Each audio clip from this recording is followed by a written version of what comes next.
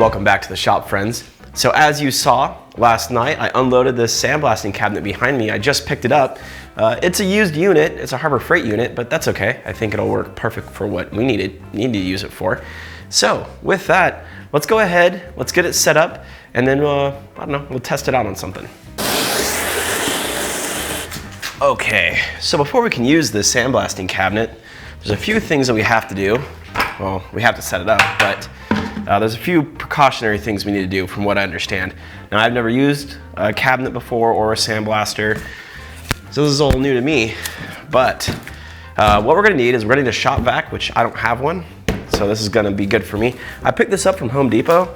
They had a sale going on right now, like Black Friday month, I guess is what people are doing now. But I got this thing for $49, so that should be good. Yeah, 49 bucks.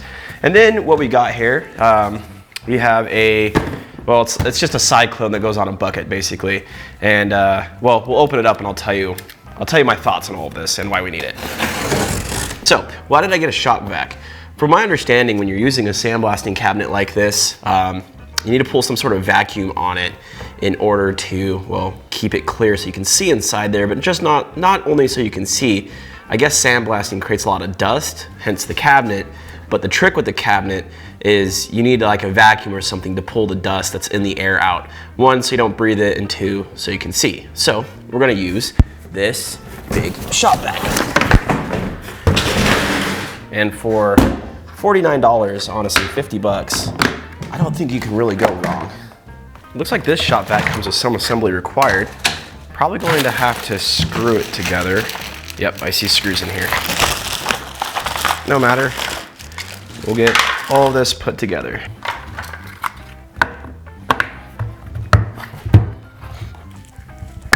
Oh, yeah, okay. You really gotta push on these things. Oh.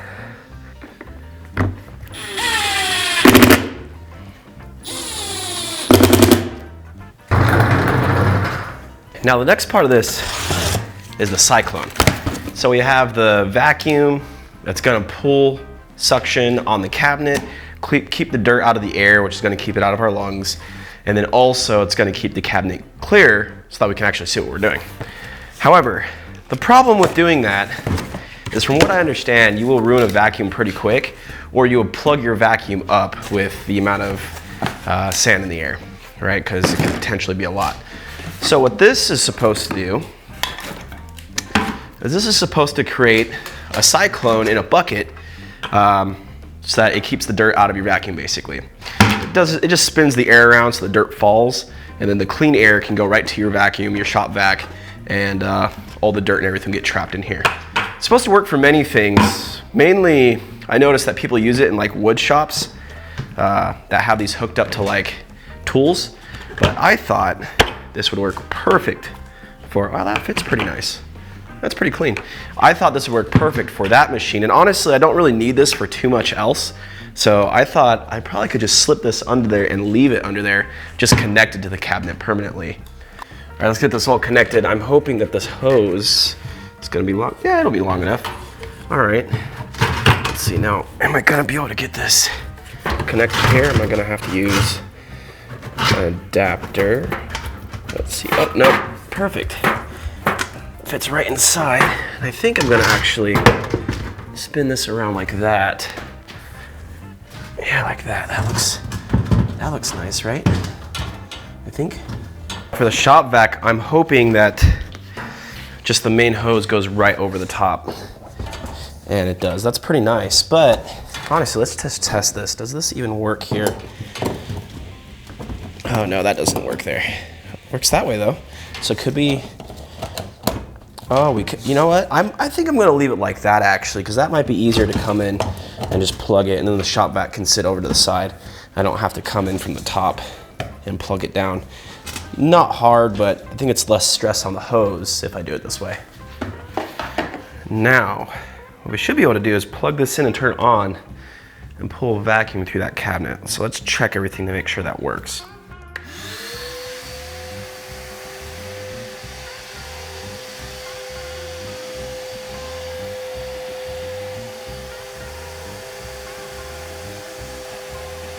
Well, this is interesting. I don't think that's part of the design. In fact, the top says shake well, so it looks like someone tried to put a filter in here.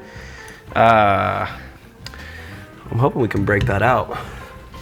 I don't know. I hope it's not glued. Oh. Oh. Because what happened was when I turned on the vacuum, I heard something that sounded like, well, it sounded like a restriction. And that would definitely do it. It was making a noise that just sounded like it wasn't getting enough air. The vacuum, that is. So let's see if we can figure out how to knock that out. Maybe we can shove this in there and grip these things.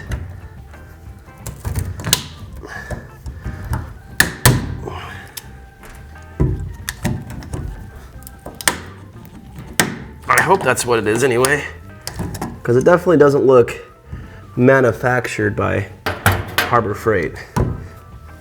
Looks like someone found something that fits in there and shoved it in there. We might have to take this apart. Yeah, I don't think that's factory. Definitely not factory. Look at that. That was an ingenious solution. I guess that would help keep the dirt out of it, but we don't care. We're using a Cyclone. All right, sorry about that. I had to stop last night and attend a family function. I thought I could get this done before then, and clearly not. So we're gonna finish it up now. We gotta figure out where we left off though. So we got the vacuum all hooked up, we tested all that, that's all good. Now what I wanna do is I wanna clean out the inside of this. I don't know what material was used in there. There's like some wood chunks and stuff in there because it's been sitting for a long time, I know that. So I just want to take everything that's inside of it and clean it out to prevent any clogs. So we'll just leave that elbow on there, and I'll just use this hose, I think, to try to clean that out inside there. Hopefully it's tall enough to get in there, and then I'll just run the big vacuum through this.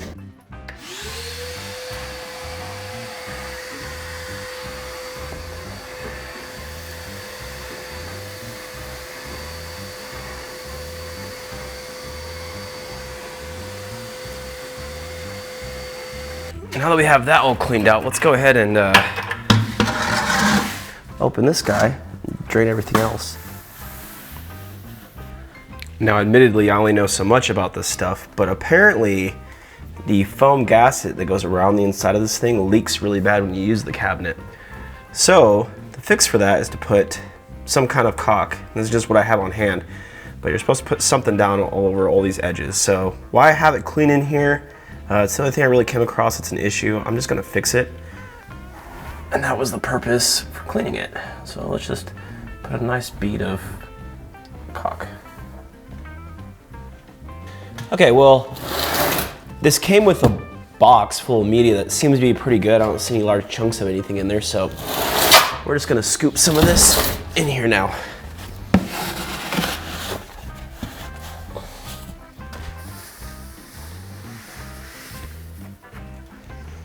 So we got the air compressor all charged. I have two little parts here that we're going to try to sandblast. These are just spare parts from a roof rack, so we're just gonna see how it cleans these up and see what happens.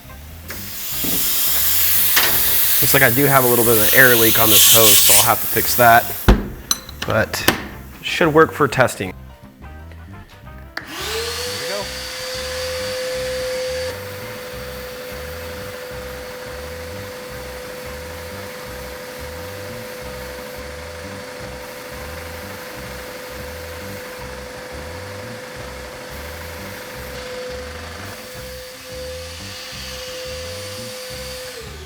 So here's our parts we were playing with, and I think they turned out pretty good, to be honest. I don't have a big compressor, so the fact that it was able to keep up for a little bit on parts like this was really nice. I just took some rusty bolts that were on my Jeep at one point and cleaned them up, and that does really nice. It really does a good job for threads, for like crevices like that. I'm impressed. I've never used one of these before, so a sandblasting cabinet. So I don't know any tricks to it. I don't know pretty much anything about it, just what we've set up. But so far, I like this result. This is really nice, way better than a wire wheel, I think. Way better. And then the other thing we need to look at is what this caught, because I'm not sure what it caught, and hopefully I can just, oh yeah, look at that. I can just slip this out of here when I need to. So it definitely caught stuff, which is a good thing. Hopefully you can see that in there. Yeah, very fine, but it caught that, which I think there's a little bit of trash in there, so we'll get rid of this, but probably could recycle it. Just throw it back in the cabinet when it gets full enough. And then this, look at that, nice and clean.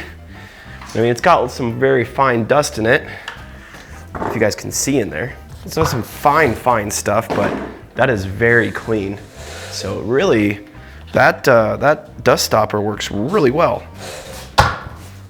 All right, well, there you have it. So it works. It's old, but it works, and it works quite well, actually. I was really surprised.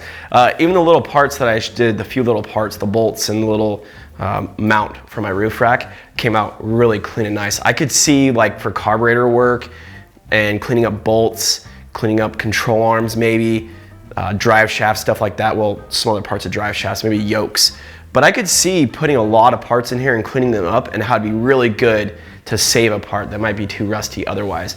I could see how this is better than a wire wheel in a lot of cases, because a wire wheel has a hard time getting in a lot of cracks and crevices, whereas this thing just blasts right into them and pulls it out. I really like it for that. So this thing is gonna be a huge asset to have in the shop, and I'm super happy to have it.